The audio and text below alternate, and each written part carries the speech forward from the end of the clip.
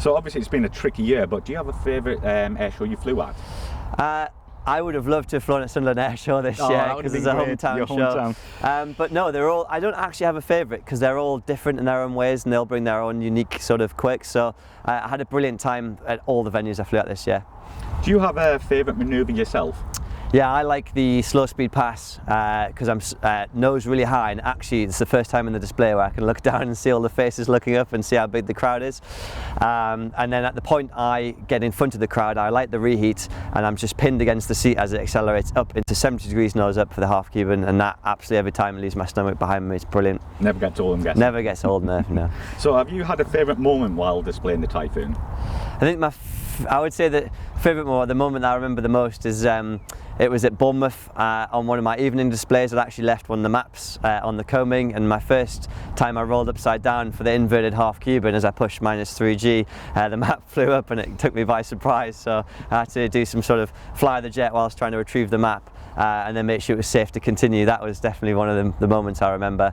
I think the rest of it is just all the display seasons or the display shows that I did was the feeling of just working as part of the team. So we didn't drop one single display this year. The jet was 100% serviceable for all of the displays that we did, and it's just an incredible feeling to be kind of displaying that jet after all the hard work that's gone on behind the scenes. So how do you find interacting with the public at these air shows? Public relations are huge for the display. So we have Sergeant David Holmes, he's our PR manager.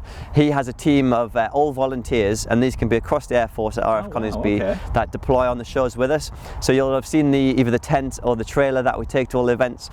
They are the public face at these air show venues for the display team, and then I will try to factor in, if I can, a little bit of time to come down and meet the public, sign some autographs. And just from my experience at Sunderland Air Show, being inspired by the Red Arrows and the Harrier, my aim is to inspire the next generation. So the young children that come up with their flying suits on, if they're in red flying suits or black flying suits, is brilliant because they just are so keen and want to, and we give them lots of free stuff as well, like balls and key rings, etc.